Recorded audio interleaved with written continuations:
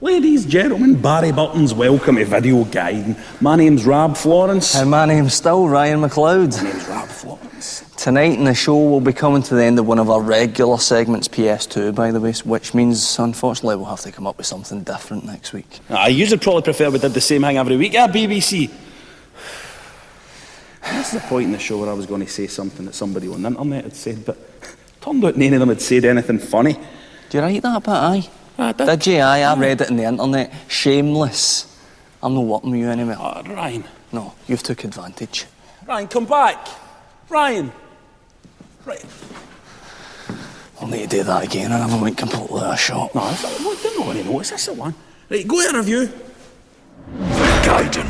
Before we get started in this new case I've been working through, it's important to state that there may be some patronising elements to some of the things I'll be covering. I'm not going to say I'm sorry, because there's no point in patronising and lying to you. As you can see from this week's exceptional costume, I'm a private detective. However, whereas I'm a human, the private dick I've modelled it on is a big doggy. That's right, Telltale Studios brings us Sam and Max Episode 1 Culture Shock. 13 years after the original, a new case has landed in the laps of everyone's favourite Snoop Dogg Sam and his mildly psychotic rabbit sidekick Max. Some punk kids are causing a ruckus and S&M need to get to the bottom of it. Point-and-click adventure is still the order of things, and your funny bone and brain hole are still this duo's target audience, by which I mean it wants to make you laugh and test you with some puzzles. Should have just said that in the first place, really. But let's have a look at the title of the game again. Sam and Max, Episode 1. Ah, episodic content. Right, this is it. Let's get the patronising hat on. Here we go, children. Episodic content means that this game is released in instalments or chapters and builds up to a full-length title. There we go. That didn't hurt much, did it? Some people, including myself, have some reservations about this method of distribution. For example, this game has its second episode coming out in December and then monthly thereafter, concluding in part 6. Which means come March of next year, I still won't have finished this game. And more importantly than that, if I buy all the instalments, I'll own the full game, but I won't be able to hold it or give it a hug when I'm sad or put it up on display with my other games. For a baldy single geek, that's all I've got left. The concerns about splitting the experience doesn't really apply to Sam and Max though. No, for you see, this game releasing in chapters could work, provided they get the chapters out as regularly as they've stated. In fact, it's possible that it could even suit the game. Because episode 1 here is brief, like 3 hours brief, but it's really enjoyable and tightly packaged. Your environment, well, your street more or less, is nice and cosy, and it's all kind of set up like a mini sitcom. What we do this week? Go and see the crazy psychic lady, or maybe see the mental shopkeeper. And then there's those punk kids. Everyone's off their nut in this game. Paint me next. Sorry, I only paint Brady culture. The performances in Sam and Max are just fantastic. They make the game for me. They're spot on and they have to be for the game to work. It's always been my opinion that a lot of games developers don't get charming. It's true. You should see him trying to tie an ascot. Don't misunderstand. How people make games blows my mind. But so often their attempts at humorous, likeable characters creates an image in my mind of developers just sitting like rows of datas from Star Trek, furiously inputting information, unable to fathom human emotion. Admittedly, there are a bunch of datas that have let themselves go and need a wash. Take that, you law-breaking dairy products. Sam, no! The cheese was innocent! Just for a change, I'm going to end with a few requests. Telltale Games, could you make sure that the difficulty increases with the later episodes you bring out? Because you didn't really make me feel like an idiot when I was playing it, and I'm thick. Oh, and could you bring out the game in a box eventually so that I can love it and pet it and hold it? And to you, the viewer, get yourself on their website and give it a download, because it looks like they're on course for a pat in the back. Thanks, sucker! Burger time. What? Sorry, burger time. Twisted for the 3DO. Now, I can guarantee you that about 2% of the people that watch this will have played this brilliant game. 2% of the viewers, that's like, what, a leg. One fat leg. Gaiden. Come on, you need to be kept clean. You'll never meet a beautiful broad if you don't wash your glands. This is a disgrace, this. I bet the Top Gear boys don't have to go elbow deep into the Stig's crack. Gaiden. How dare you? You don't know anything about inappropriate touching. Oh, I was destined for more than this. Better than this. Did I ever tell you I was the only person on the planet ever to finish Moonstone in the Amiga? Oh, aye, about 1,000,000 times. Your generation should be doing more with their lives. Something like this, maybe. Something like a wee feature item using Music 3000 on the PS2. A bit of software that lets even drunken apes like us craft song. I've bet Robert a curly whirly that I can make a better song than him. A song to change the games industry forever.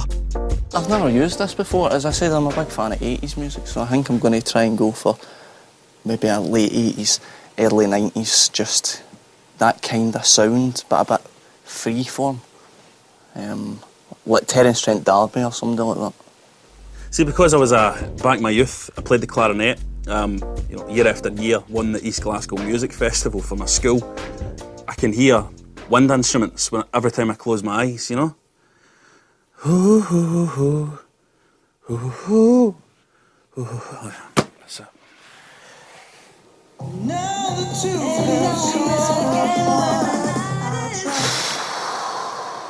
This is hard.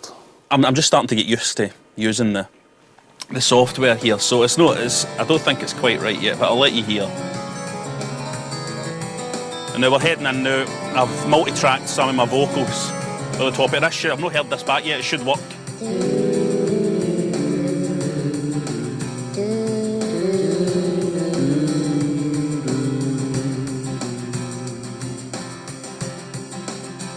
No, I don't think that's right. There's something wrong there. Well, there's a timeline. Check it. So, here it comes. It's called Man Love. And I'm hoping it's going to speak to the people that are involved in games design, games development. And if this song moves one of the people to tears, if it moves one of them to tears, then I think this whole series has been worthwhile. Time to see who the curly whirly goes to. Have you introduced yourself to the lovely viewers? John McLaughlin, songwriter, producer, probably more famous for what's known to you as the pure evil of Westlife, Busted and Blue. Oh, that's all right. Could we not get Simon Cowell, no? Right, we're going to start listening to our tracks now. I believe my one's going to be first. So John, just what I'm wanting to say to you is that if you like Marvin Gaye, if you respect his style, Love a bit of Marvin Gaye. then you're probably going to get a lot out of this. So just roll the tape. You know, baby, when a man decides to... This is my what's going on, this. What's going on? Listen to it. No much by the sounds it. I'm not hearing much Marvin Gaye. He's giving up a wife and children. Is this a setup? I'm waiting to Jerry B. Beadle appear. And a whole lot of sex. We got a feel for him, y'all. Oh, don't laugh at it. He does it for us. Oh, that's a smooth vibe. For us. Never comes home. There's nothing to this. What did you think of the general feel of it? It's kind of mad. The last thing I expected to come from you, to be honest, is very laid back, very New York at midnight kind of feel. Right, we'll play the boys one. Well, Let's I'm not going Let me hear this one. I'm not going to give you a running commentary all the way through it and ruin it. let's for hear the you. boys one. It's Let's quite, hear you these know, go. they're saying there's no structure and stuff to it. It's quite experimental, but you know. Experimental. More radio rental. It's a bit middle of the road, this. Don't start, right? That's not even Stop your voice. talking to him. You've just used a sample, it's not even your voice. I make music live, you know what I mean? Shut up. Ruining it. No very blue-eyed soul, this, Ryan, you traitor. Oh, don't. I've got to say, I think you're going to hate me for this coming from the north of the city, Brothers in Arms and all that. He's more retro. That's more kind of dated shit. You know what I mean? in a kind Dirty shit. of rubbish George Michael kind of way. And if you want to hear my song in full, it'll be on the website now. Gaiden. Rob, get this off. It looks boring. I'm not doing half here. Shush, you know nothing. This is a preview of Europa Universalis 3, the sequel to Europa Universalis 2, which in turn was a sequel to Europa Universalis 1. Rob, stop saying whatever the words were. I hate how you do that. Just because you can pronounce a word, you rub it in everybody's face. If you're looking for a game that takes the mad strategies to new depths, this is it. Diplomacy, wee men, popes, you name it, and boy, it's deep. That was well done, Rob. Nice and passionate. Still looks a snooze, though. Answer me this. Are there explosions in it? Are there skateboards in it? No. But it's just a preview. There's still time for skateboards and explosions to go in. Aye, can you tell them I want that? Don't say it's me that's asking, though. I'll fix it. I know the guy that made this. I was in jail with him. We were like that. What? Put out the lights and I'll show you. Gaiden. Dearly beloved, we are gathered here today to bid farewell to the PlayStation 2, who passed away in November 2006, or the spring of 2007 for the unappreciated customers of Europe. The PS2 was with us for a long time. He was all things to all men. He made us laugh, he made us cry, he made us have to buy a multi-tap if we wanted to play with our friends. He was that kind of console. Difficult, high maintenance, but to know him was to love him. And now a few words from a man who knew him best, Mr. Ken Kutaragi of Sony Corporation. I'd like to read out a poem that reminds me of a beloved friend. It seems that you were always here with your GTA and Metal Gear, which made us laugh with its fishing mailed, well, laugh until your laser failed. So we had to go out and buy a new PS2, and that broke as well. So what did we do? We went and bought out another PS2, and that broke as well. Ooh. Heartbreaking memories there. Could we all now please turn to hymn number 187 and sing Hello, It's Me by Todd Rundgren as we remember our dear, beloved friend. Hello, it's me. I thought about this for Rob, shush, Rob. Shut up. PS2 Essentials. Silent Hill 2. A video game about suicide, euthanasia and cancer. Fire Pro R. If you don't like it, it's because you're crap at it. Klonoa 2. A better platform game than anybody's favourite one. Sky Odyssey. A better launch title than the PS3's gonna manage. Vice City.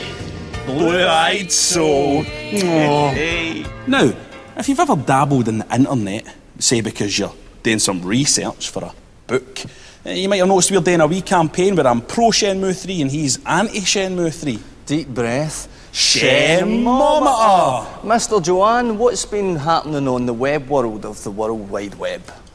Well, Rab is running away with it. The internet seems to be vastly pro-Shenmue, and in truth, Ryan, you're starting to look like an idiot. An absolute shaft of shit. Here are some images of Rab's glorious success. I'm not in love, so don't forget it. It's just a silly phase I'm going through. Stop that tape. Cameraman, on me. You listen to me, you mindless drones. Do you have any idea what would happen if Shenmue 3 get made? Sega dies. That's what would happen. You people have got no appreciation for the damage that series did to one of the best games companies that ever exist. My campaign is the right campaign. Oh look, it's famous female games character Lara Croft for Tomb Raider's Lara Croft at Tomb Raider. I don't look anything like Lara Croft.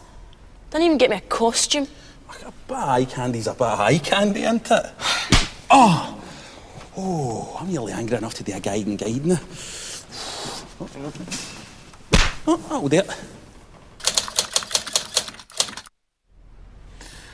Aren't you just sick to the back teeth of this? I just think that these games need to be banned. They need to be shot, sodomized, and buried. And this? What are they doing to our children? My son played one of these games, and now he's turned into a knife. Sure, we're all sick of it. That's why we trot out the old faithful standby straight for the script. These games are rated for adults and should be sold only to adults and not to kids, and just to adults because they're for adults and not for kids. Nah, I'm sorry. No good enough. Let's be honest, folks. Most video games are too violent. Too many games are puerile, gut-stab, brain-banged, misogynistic fantasies marketed towards absolute morons. Too many games are made by immature, socially retarded freaks for immature, socially retarded freaks. Unfair? Hardly. Look what I was playing just last night in front of a baby. Shot in the back by a crap rapper. There's you on fire. Lying in your own blood with a bottle in your leg. There's your enormous head punched off while I'm on drugs. Spewing your guts up beside a fat guy with his face blown off. Utter shit, with nothing to say but bang, splat and games made by salivating masturbators who are happy to spend a year of their precious God-given life animating an arse getting blown out of some trousers. Games industry, you need to grow up. Back in the 70s, when filmmakers realised they could get away with releasing violence porn into mainstream cinemas, suddenly every actor and actress in Hollywood was getting their head hacked off by a muscle man. Games are still stuck in that cesspool, and they've been there for years. Do you really expect the games industry to mature at its own accord? Games are getting increasingly violent because those mystical wage ratings aren't being enforced properly. Let's be honest. Publishers know that their adult titles are falling into kids' hands. They can tell by all that lovely money that keeps rolling in the door. If a time came when the rules were enforced properly, or, can you imagine, a major retailer refused to stock 18 certificate games, I'd wager the publishers would think twice about anything that seemed like pointless 18 certificate fodder. What would we lose? We'd lose all the mindless crap. We'd lose all the stuff that uses violence as its main selling point. We'd still have all the things of worth. We'd still have the Grand Theft Autos and the manhunts. But we'd have more Katamari Damacies. We'd have more Guitar Heroes, more Chibi Robos. Rapping and shit and Blood 8 wouldn't get a look in. And the games designers out there who want to do the good thing, and you know who you are, you'd be able to make more sophisticated games, get them on the shelves. Games that assault us with fun, laughter and blue skies instead of explosions, tits and headshots. Oi, this that you see around you just now is my beloved home bit, my bit. And away from the BBC and all the hullabaloo, I can be honest with you here. And the truth is that all this stuff I've just said is never going to happen. The noise around the subject's going to keep building, and the lawyers and the politicians are going to keep flapping their gums, missing the point for their own personal gain. And the industry's going to keep releasing all that trash, all that pointless, gory trash. You know, an 18 certificate never sold a game to me, people. And I'm 93. That 18 certificate is a Pied Piper. And we're all just dancing to its tune. Cheers. Videogaiden. Albatross 18 is a free online multiplayer golf game. And it's totally unique because I've actually played this one. Remember the night I beat you? Really badly. Ryan, we've discussed this. Crap like you never beats me. I did beat you. I had more points. First of all, points in golf are called strikes. And the winner is the one with less strikes. So I lost then? Oh, I still enjoyed myself, thanks. Of course you enjoyed it. This game is amazing. It's free and you can play it with your pals. Right, so let's nail this down. This is a nice looking golf game that doesn't cost you any money. What's the catch? Well, the catch is, if you want to buy yourself some nice clothes and nice golf clubs, you might need to spend real money. Spend real money in clays? What are you talking about? Hey, you think they've noticed that we're wearing the same gear in every episode of this? I don't think so. Bloody budget. Well, it's basically like a living hell. True. Last week, we received a lot of frightened emails from people who had noticed that at the beginning of this segment, we had frozen food and I was almost clean-shaven. And yet at the end, the food was thawed and I had almost a full beard. Now, that was our fault, and I'm sorry about that. The fact is, we'd forgotten that time moves differently in the physical plane than it does here. What's 1 minute for you guys is 700 years for us. Now that's been rectified this week. We're in touch with the spirits in the editing department, so they've fixed that for us. So let's have a look at the reconstruction of us watching Warning from History.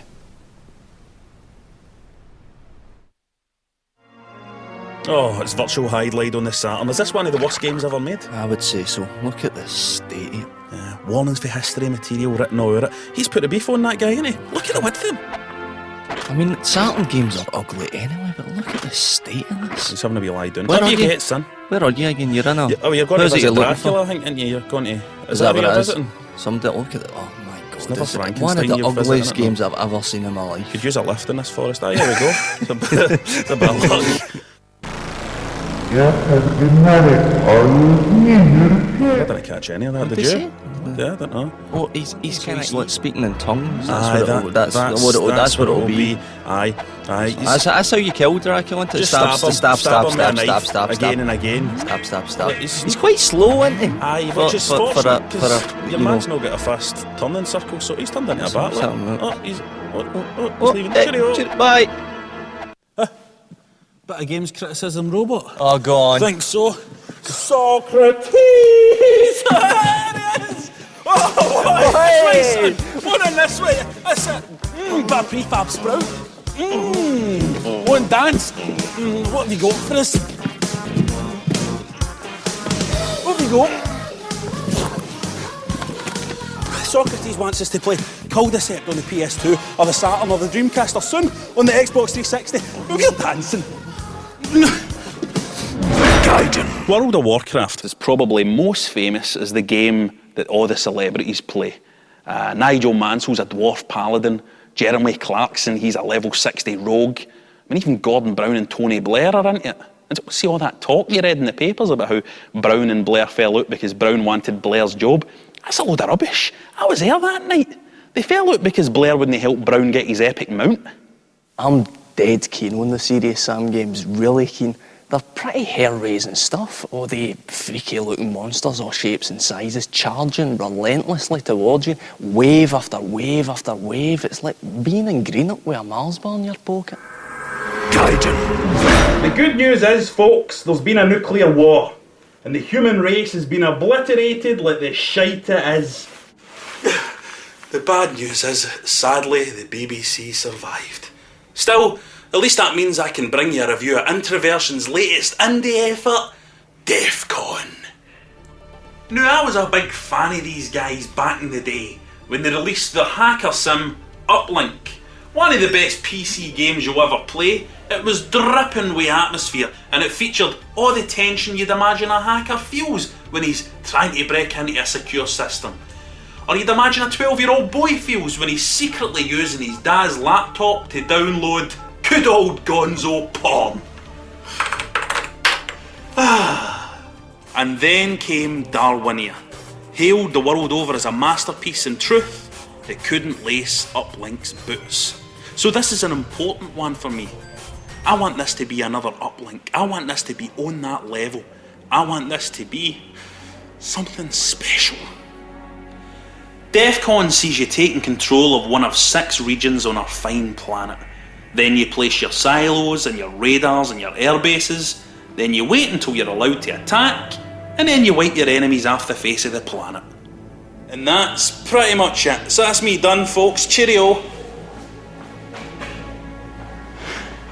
Only joking, readers.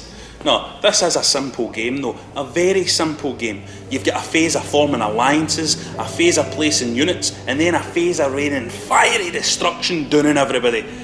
It's a strange game in fact, because when you first sit down it seems too basic. You're sitting there and you're like, is this it? Look, here's the proof. Is this it? And then, when you play a few more games, you feel like you're being swamped with the options. Too much choice. Should you ally with this guy? Should you send subs round here or round there? Are you properly covered at that border? It's too much to take in. You think worrying about having enough tinned pies in your bunker is bad? Try worrying about fending off the attacks of 5 other players for all the world, simultaneously, in your pants. Now the game itself looks just fabulous. An Introversion have always nailed the presentation of their games. This one's no different. Its clean 80s retro look reminds you of Matthew Broderick and war games, and in turn reminds you of all the movies featuring computers for the 80s, and Weird Science, and Kelly LeBrock, and Steven Seagal, who had sex with her, the lucky bitch. Aye, the game's steeped in retro, steeped in neon, and blessed with a beautiful minimalist soundtrack, an echoed evanescent melody, sing-songing back and forth, and don't forget the distant coughs and the mournful sighs. It's the kind of thing Philip Glass would compose if he had a slight cold and a dud bookie line. That's a good one! Stop, I'm trying to do a programme here. Now you'll remember I says it all starts off too simple, and then it gets amazingly complex. Well, I'm afraid that on further play it starts to swing back towards simple again. But not just simple though, folks. Shallow! This is it. Online it starts to become a bit too easy for you to just fall back on tried and tested tactics. You play percentages. With friends it's different, of course, because you learn each other's usual moves and can try to outwit each other at every turn, but there just isn't as much depth here as you would hope. The novelty starts to wear off fast.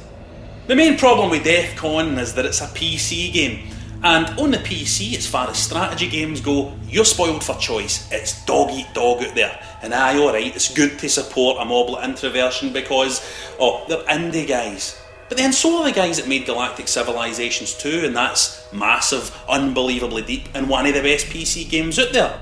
No, you don't get special treatment because you're indie guys, particularly if you're moving into that dangerous turf of style over substance, which is ultimately what Darwinia was and what DEFCON is.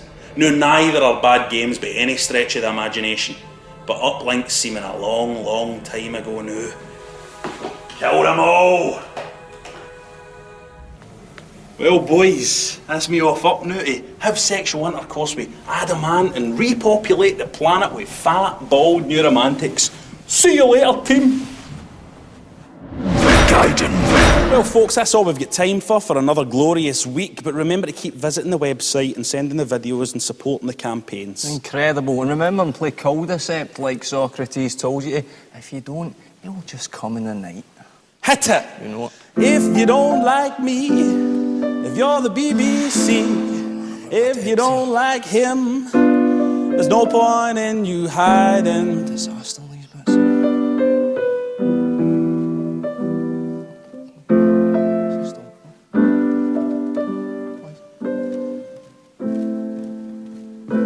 Stop!